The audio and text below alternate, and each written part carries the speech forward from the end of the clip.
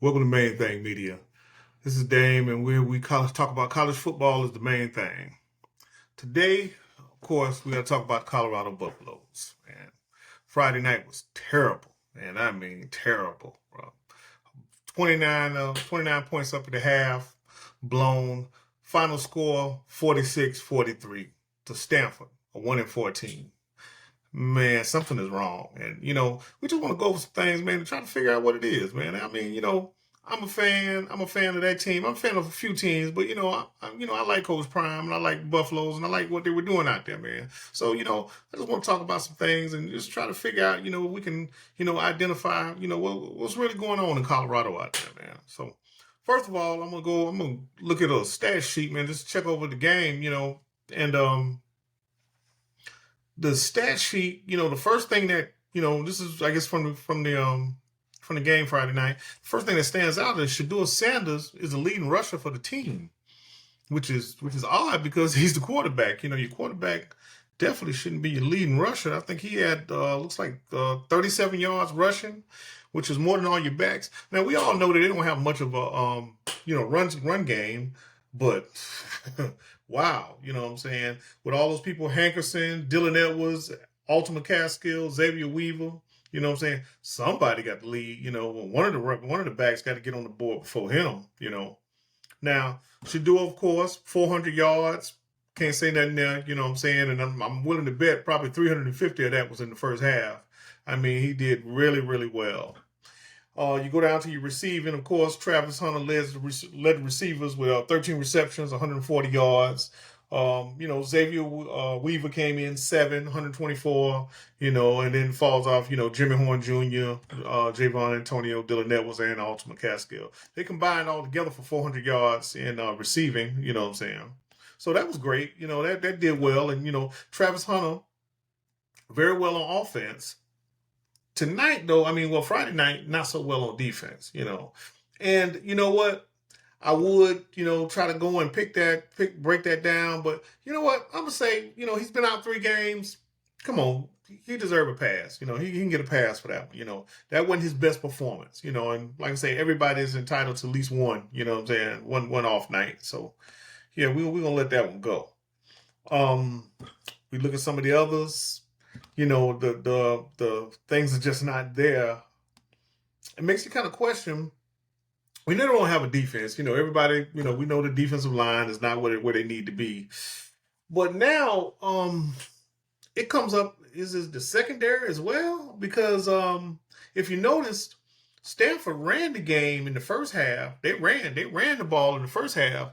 The second half, they threw the ball, because what seemed to work for them was the slants.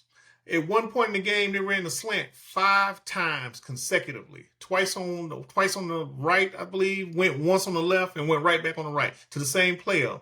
The Ao Manor, I don't know if I'm pronouncing that right. Anybody can fix me out there in the comments. But Eric Elick Ao Manor, you know what I'm saying? I don't know who that guy is, but, Stanford probably need to hold on to him, pretty much he was the star of the night, They had 13 receptions. He had 13 receptions, right? And here's the crazy part. He went 13 receptions for 294 yards by himself. You know what I'm saying? The whole team had 399 yards. So the rest of them really was just there. This guy pretty much led them. Even their quarterback, he didn't really put out, what did he have? When we get 394 yards. Oh, my bad. He looked great. He was right behind Shedeur. And of course, all of that was in the second half. It just seems that, something was just really off with them, and everybody's seen the interaction between Carter Stoudemire and Coach Prime. Still don't know what was said there. We know it wasn't a good exchange. So, that's different. I ain't seen that. And I think, an outburst in front of the rest of the team like that, I don't know if we're going to see him in another game. You know how that go. Now, I look at the rest of the schedule for the rest of the season, and shoot, it don't look good, man. This was the gimme game. This was the game they were supposed to take. Out of any of the games that you had to take, this was the game. A 1-14, this would have put you at 5. Your goal at this point in the season would have been to get bowl eligible. You think you need 6 wins to get bowl eligible. If you would have got this one, you would have just tried to see if you could figure out one from the remaining 5 games you got left. However, now that you lost to Stanford, you need 2 games to get bowl eligible.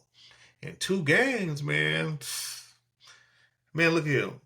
Next people, the next thing in their list, UCLA, Oregon State, Arizona, Washington State, and Utah. Out of those 5 teams, 3 of those teams are ranked. Man, we ain't saying it is impossible to beat ranked teams, but if you struggle with the non-ranked teams, the ranked teams are even harder, And so I don't know where we're gonna get them 2 wins from. Those 2 wins, boy, look, I would love to see them get those 2 wins and get to a bowl. Because, a bowl would definitely show success for Colorado as a Coach Prime for a first-year coach.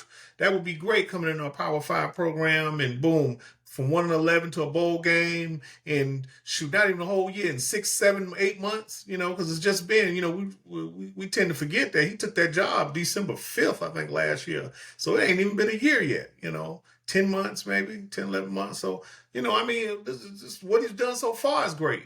But, just to see that and just to know, so many people were behind him in this program. So many people followed him. So many people still follow him, and you will continue to follow him because, I think all of the other outlets looked at it like, all of these college football fans are now jumping on the Coach Prime bandwagon. But what they don't realize is that most of these people were actually Deion fans from the beginning.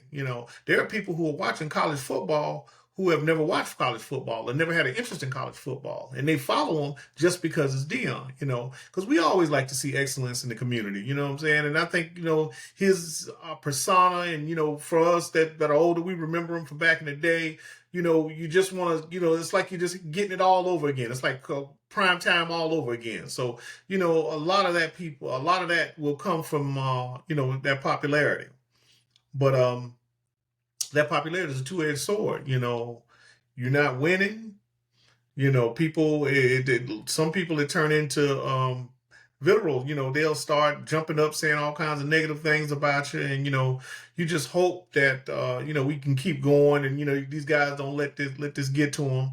I don't know if everybody watched that post-game interview or Well Off Media. He did a video. Deion Sanders Jr. did a video, and he showed that the after the game speech, and Prime warned the team about this. He said, hey, don't respond to these people on social media because, boy, look here, they finna drag you, behind that performance. They finna drag you.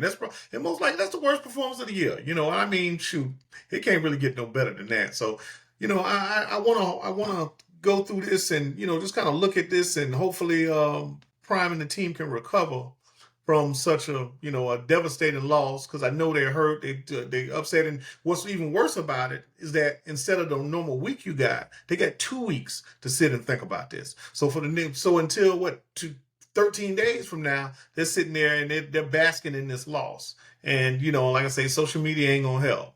So maybe these guys can get something together. They can find some kind of way to kind of come together and overcome this, because they say a good high quality team, it has a very short memory span. They don't remember last week. They treat each week as a new week, and hopefully the Buffaloes can do the same.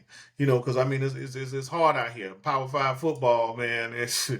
Boy, they are no prisoners. So, like I say, best of luck to Coach Prime and Colorado Buffaloes. And like I say, as far as the fans, we'll stay tuned. And we'll see you next week.